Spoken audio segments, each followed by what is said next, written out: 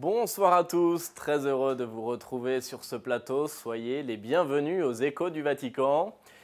On parle pour commencer de ces canonisations ce dimanche à Rome sur la place Saint-Pierre.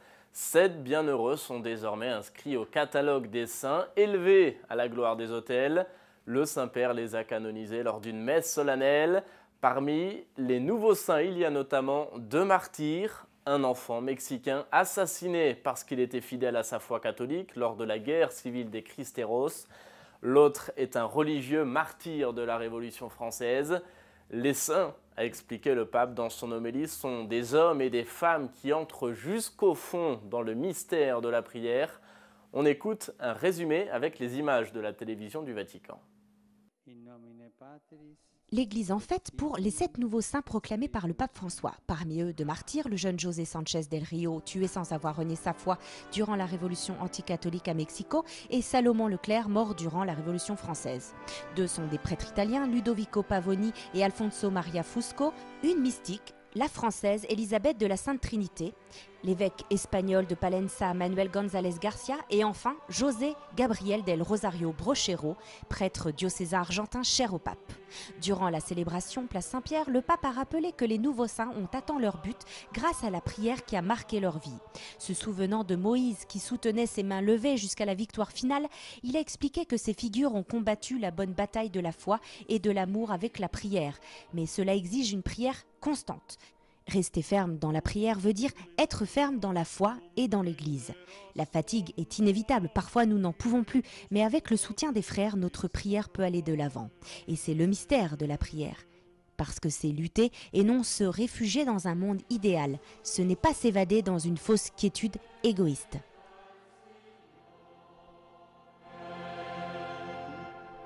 Anche questi 7 testimoni che oggi Ainsi, ces 7 témoins qui ont été canonisés aujourd'hui ont combattu la bonne bataille de la foi et de l'amour avec la prière.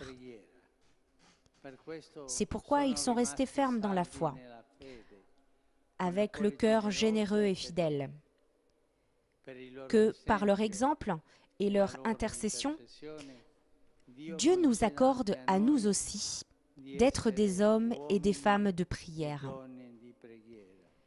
De crier jour et nuit vers Dieu sans nous décourager, de laisser l'Esprit Saint prier en nous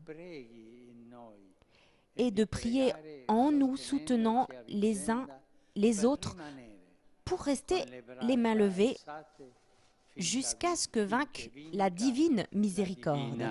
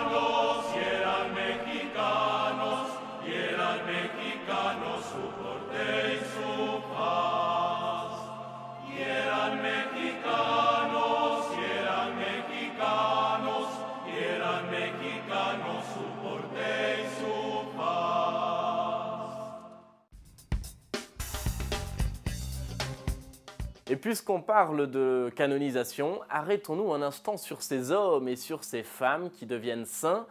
Comment peut-on devenir saint? Pourquoi l'Église proclame-t-elle certaines personnes saintes officiellement? Quel est le sens de cette canonisation pour les fidèles catholiques notamment? Élément de réponse avec l'éclairage de Francis Denis. La présence des saints fait son apparition très tôt dans la vie de l'Église primitive. Répondant à l'appel universel de Jésus-Christ à être parfait comme votre Père céleste est parfait, la communauté des croyants a très tôt regardé en haute estime ces personnes qui, par grâce, ont accordé particulièrement leur volonté à celle de l'Esprit Saint. La théologie de l'Église est très claire. La sainteté ne consiste pas à faire des exploits ou quelques pirouettes spirituelles pour épater la galerie. Tout au contraire, c'est spécialement les vertus de charité et d'humilité qui permettent d'identifier la véritable sainteté.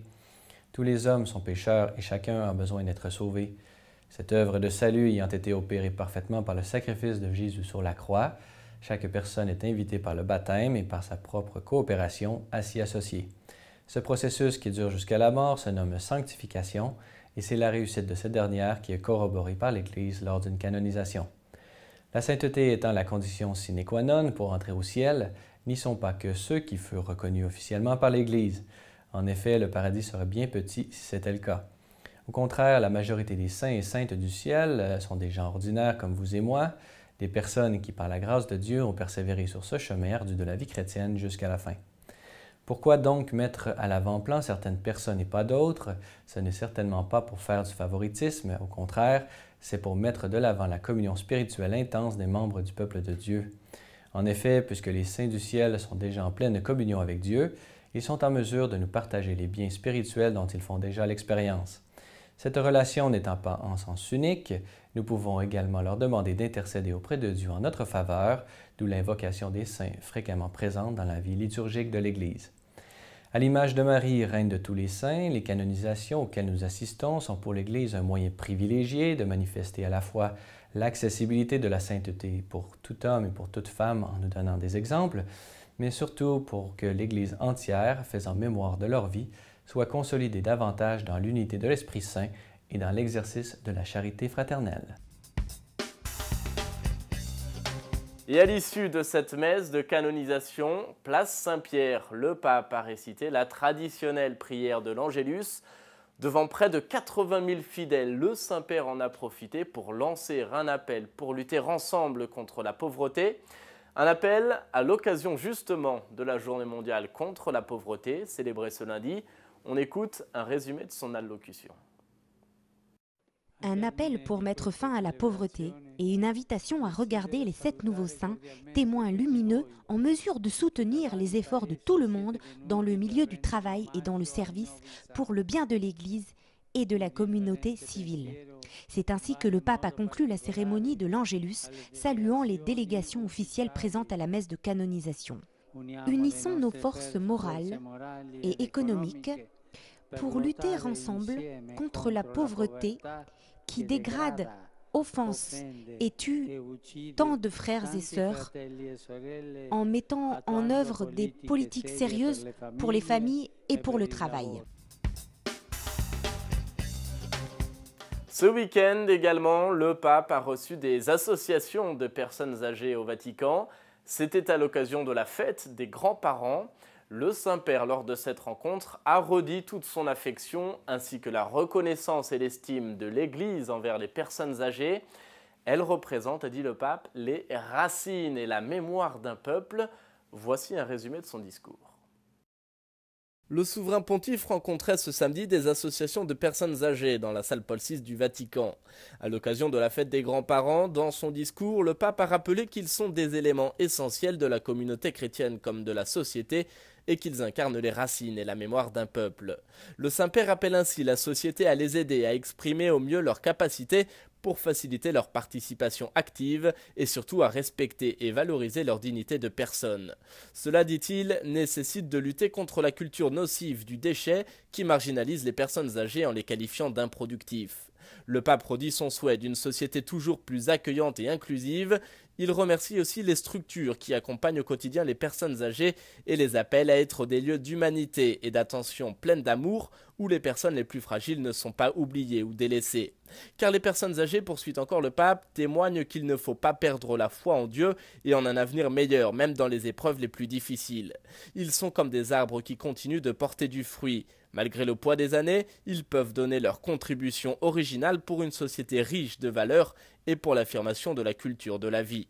Cette contribution s'exprime notamment par l'engagement précieux des personnes âgées dans les paroisses comme catéchistes, animateurs de la liturgie ou témoins de la charité. Mais elle s'incarne également dans l'environnement familial pour transmettre la foi aux nouvelles générations. Et le Saint-Père, pour conclure, renouvelle son appel à la rencontre entre les jeunes, qui sont la vitalité d'un peuple en marche, et les personnes âgées qui renforcent cette vitalité avec la mémoire et la sagesse. Et dans le cadre à présent des Vendredis de la Miséricorde, le pape a effectué ce vendredi une visite à Rome dans le village SOS. C'est une maison qui accueille des enfants qui souffrent de problèmes personnels, des problèmes familiaux ou sociaux. Ils ont donc été placés par la justice et les services sociaux dans cette maison que le pape a visitée. Regardez. Une surprise dans le style du pape François. Il était allé à la rencontre des enfants et des employés du village SOS de Rome dans le quartier de Boccea. Un vendredi de la miséricorde sous le signe de la joie qui s'est dessiné sur le visage des enfants, mais aussi sur celui du pape François. Dans la maison familiale, il a rencontré une trentaine d'enfants souffrant de problèmes personnels, familiaux ou sociaux qui ont été confiés par les services sociaux et par la justice. Ils vivent ensemble avec les éducateurs. À leur côté également des garçons plus grands qui ont vécu dans le village une partie de leur vie et qui continuent à donner leur aide. Le pape a apporté des bonbons et des caramels pour faire connaissance avec les enfants, incrédules devant la présence de François, avec lequel ils ont joué, et accompagnés dans la structure. Une grande émotion pour ces enfants marginalisés, a dit le directeur Paolo Contini. Une œuvre importante, a-t-il ajouté, en référant les mots du pape, parce qu'aucun enfant naît pour grandir seul.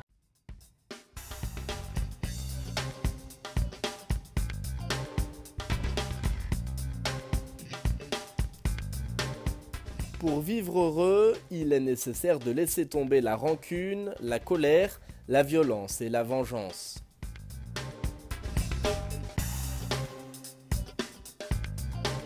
Ces jours-ci également, le Saint-Père a reçu au Vatican un groupe de luthériens. Ce sont des pèlerins arrivés à Rome après un pèlerinage qui a débuté précisément à Luther en Allemagne. Lors de cette rencontre, le pape a d'abord rendu grâce à Dieu pour les bonnes relations entre catholiques et luthériens, puis il a souligné que ce qui nous unit est plus fort que ce qui nous divise. On l'écoute. Dans son allocution devant les luthériens reçus ce jeudi au Vatican, le Saint-Père a résumé les sentiments ambivalents éprouvés par les deux communautés. Douleur pour la division qui existe encore et joie pour la fraternité déjà retrouvée. Tout cela bien sûr en espérant une avancée dans la compréhension réciproque.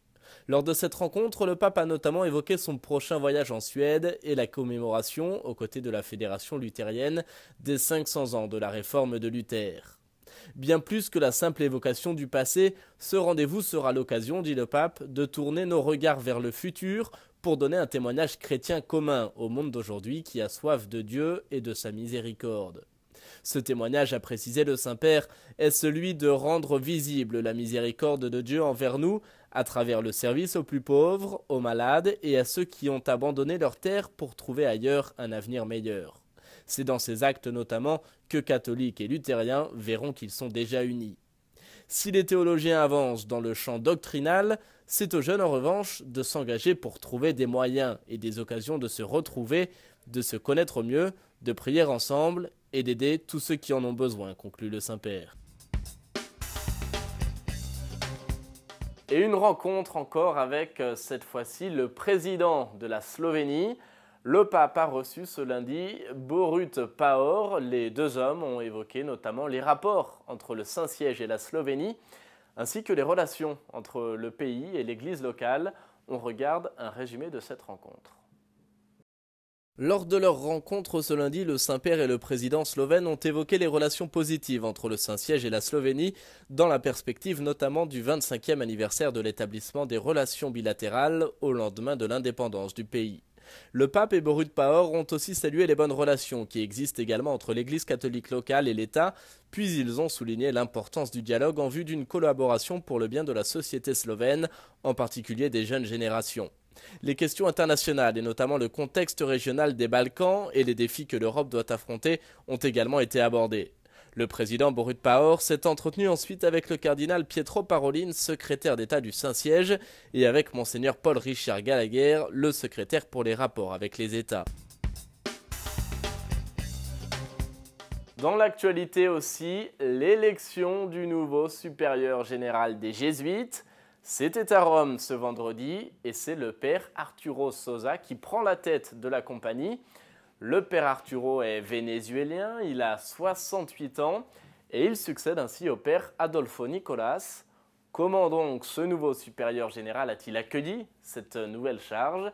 Et surtout, quel est le profil de cet homme? On écoute pour le savoir la chronique d'Émilie Callan. Quand il a été élu, le père Arturo Sosa s'est dit surpris. « J'ai le sentiment d'avoir besoin de tellement d'aide, c'est un grand défi qui commence maintenant. » Mais les défis qui l'attendent ne reposent pas seulement sur ses épaules. Il fera de son mieux, a-t-il affirmé, mais ce n'est pas le travail d'une personne, c'est celui du corps de la compagnie. Le jésuite est devenu le 30e successeur de Saint Ignace de Loyola et lors de son élection, il était délégué du Père général pour la curie, les maisons et les œuvres interprovinciales de Rome depuis 2 ans et ainsi aidait la formation des jésuites et autres initiatives à Rome.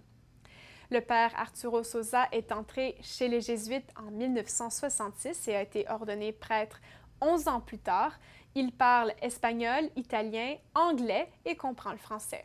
De plus, il détient un doctorat en sciences politiques, a écrit de nombreux ouvrages dans cette matière, a été membre du conseil fondateur d'une université catholique à Caracas ainsi que recteur d'une autre université au Venezuela. Et pendant près de 10 ans, il était supérieur provincial dans ce pays. L'ancien porte-parole du Saint-Siège, le père Federico Lombardi, lui aussi jésuite, a tout de même rappelé que malgré son expertise en sciences politiques, le père Arturo n'est pas politicien, mais c'est une personne qui comprend la réalité du monde dans lequel il vit. À l'époque où il était supérieur général au Venezuela, la compagnie était divisée sur la question de la dictature en place.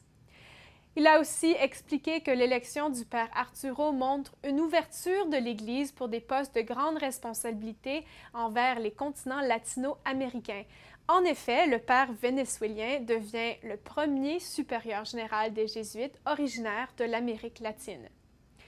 La décision a été prise par 212 jésuites électeurs qui agissent en tant que représentants des près de 17 000 jésuites du monde entier.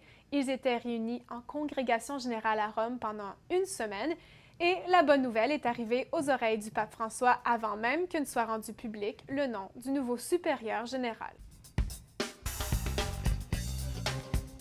Et mercredi, comme chaque semaine, le pape présidait l'audience générale sur la place Saint-Pierre. Le souverain pontife a poursuivi son cycle de catéchèse et il nous invite cette fois-ci à accomplir des œuvres de miséricorde. Alors pas forcément de grandes choses difficiles, mais au contraire des petits gestes simples qui aux yeux de Dieu ont une grande valeur. On écoute un résumé de sa catéchèse. Frères et sœurs, par sa parole et par ses gestes, Jésus est l'incarnation de la miséricorde du Père envers nous. Mais il ne suffit pas de faire l'expérience de cette miséricorde dans notre vie, nous devons en être les signes et les instruments pour les autres. Il ne s'agit pas d'accomplir des actions difficiles, mais plutôt de petits gestes qui ont une grande valeur aux yeux du Seigneur. Ces œuvres de miséricorde, corporelles et spirituelles, dont nous parlerons les prochaines fois, sont des moyens concrets de vivre la miséricorde envers les personnes les plus faibles et qui sont le plus souvent toutes proches de nous.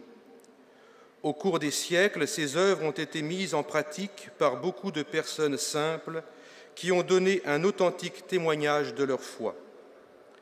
Véritable remède contre le virus de l'indifférence, les œuvres de miséricorde réveillent en nous l'exigence et la capacité de rendre vive et opérante notre foi par la charité.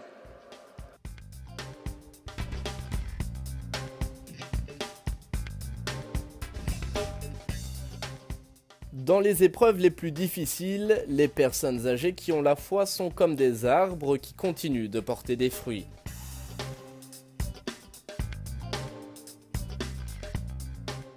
Et c'est ainsi que s'achève cette émission. Merci d'avoir été avec nous.